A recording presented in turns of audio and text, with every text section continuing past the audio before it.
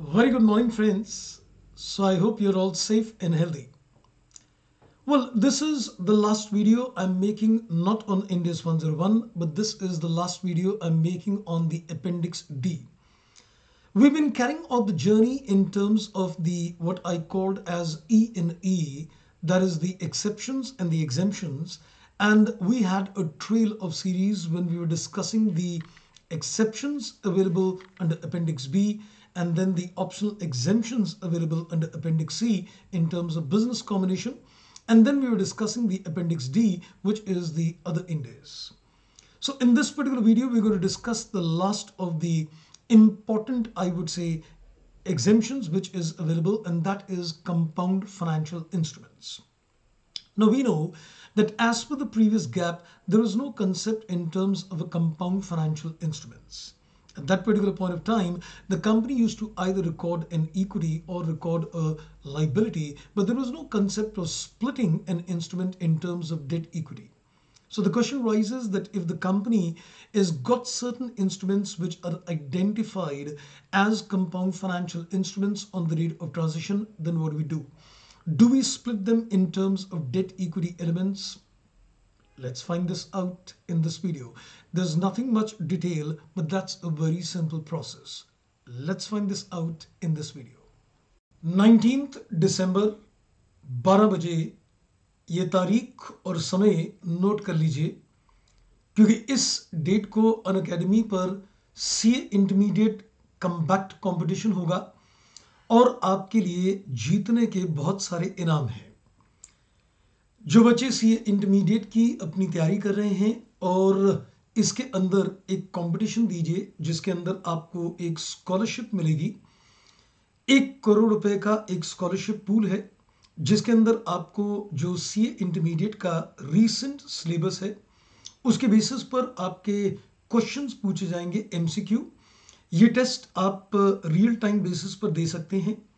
19 दिसंबर को 12 बजे अपने आप को फ्री रखिए और डिस्क्रिप्शन बॉक्स के अंदर आपको एक लिंक मिलेगा। इसके लिए आप अपने आप को एनरोल कर सकते हैं और इस टेस्ट में एनरोल करने के बाद लाइव टेस्ट आप इसके अंदर दे सकते हैं और जीतने पर अगर आपकी रैंक्स आती हैं तो 100% स्कॉलरशिप मिलेंगी टॉप 3 रैंक्स को, और जो बच्चे रैंक्स लेंगे टॉप 4 रैंक से 10th रैंक उन्हें 75% स्कॉलरशिप मिलेगी। और यही नहीं, जिनकी रैंक्स 11th से 50th आएंगी उन्हें भी 50% स्कॉलरशिप मिलेगी और बाकी जिनकी रैंक 51 से लेकर 100 आएंगी उन्हें भी 25% स्कॉलरशिप मिलेगी, क्योंकि 1 करोड़ का इसके अंदर पूल है। तो भाई किस बात का इंतजार कर रहे हैं? तारीख नोट कीजिए 19 दिसंबर और समय 12 बजे। 40 questions in 60 minutes live test. Let's crack it. Well, as we said that in terms of the previous gap, there was no concept of any split accounting, which is given in Indus 32 as far as compound financial instruments is concerned. So Indus 101 simply says that when there is a first-time adopter, he is not required to split any equity or the financial liability component, but there is a condition that if the liability component is not outstanding on the date of transition. So we can say that there will be two typical cases. If you say that the liability component of the instrument is still outstanding, then of course a split accounting is required. But if you say that the liability component is not outstanding, it has already been paid off, then the split accounting is not required. So we can say simply two cases. You just need to put across, is the liability outstanding? No. No need to apply split accounting of Indus 32. Yes, it is outstanding, then a split accounting is done. Then how do we take care of any differences which might be there in terms of the book value of that instrument and the new split values which is computed, simply adjusted in the retained earnings in the other equity.